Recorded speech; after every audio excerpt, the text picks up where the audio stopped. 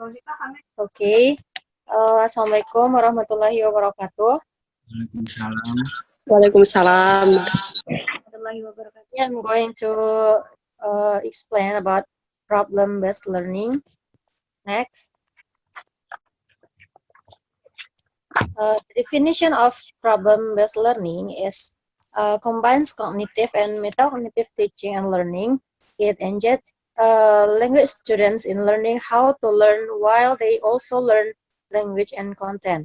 Students learn the target language by using it rather than being presented and practicing language structures. In short, the student will find the problems and then find the solution from it.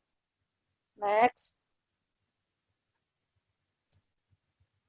The main focus in learning through solving real, open-ended problems in which there are no fixed solutions. Students can work alone or in groups to understand a particular problem and then to find possible solution to it.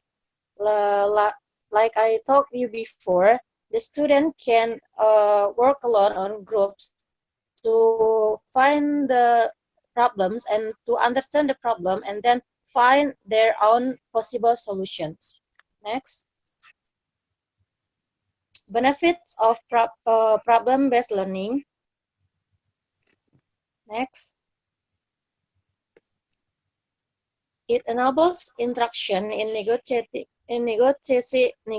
meaning among learners, between learners and teacher, and between learner and text. It easier for the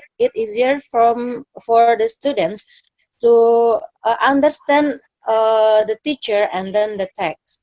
And then it is a way to promote meaningful interaction in the language classroom.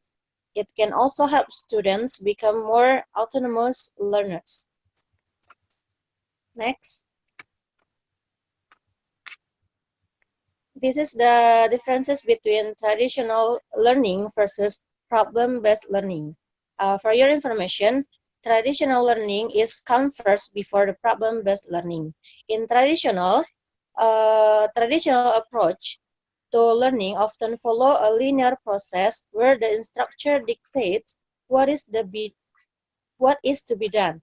Information and details are presented first, which the students then use to solve a problem.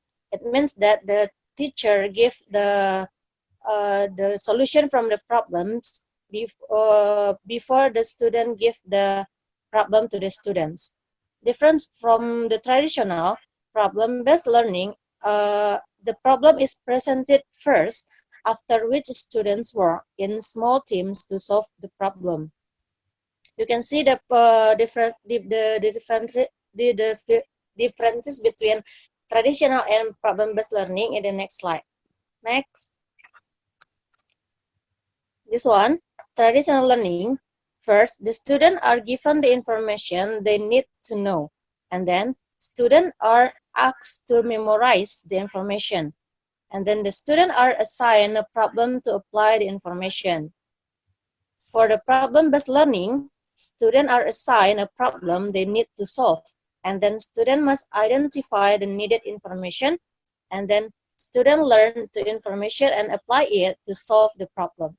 That's the differences between traditional learning and problem-based learning. Next.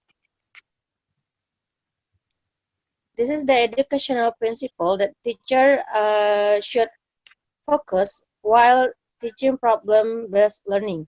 Active learning, student-centered learning, learning in context, focusing on concept, activating prior knowledge, cooperative learning, and reflection and feedback. Next. For the skills and attitudes that teachers should know for understand the problem-based learning, for skills, critical thinking and decision-making. The teachers should know their students' critical thinking and decision-making for solve their own problems. Information literally, self-directed lifelong learning, and then constructive self and peer assessment. For the attitudes, value of teamwork to solve their own problems, interpersonal and communication skills, social issues, and then professional ethics and behavior. Next, teachers' role in problem-based learning. Next, the teacher role in problem-based learning is teacher acts as a coach for or facilitator of activities that students carry out themselves. It means that the teacher just for the facilitator, not all dictate the problem that a student should understand or to solve. And then the teacher provides student with appropriate problems to work on.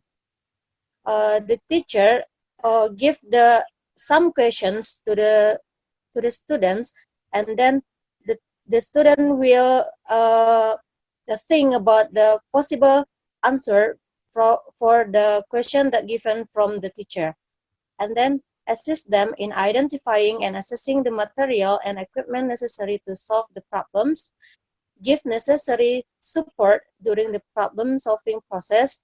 It means that the teacher give some clue to the students that to make the student more understand for the problems that given from the teacher.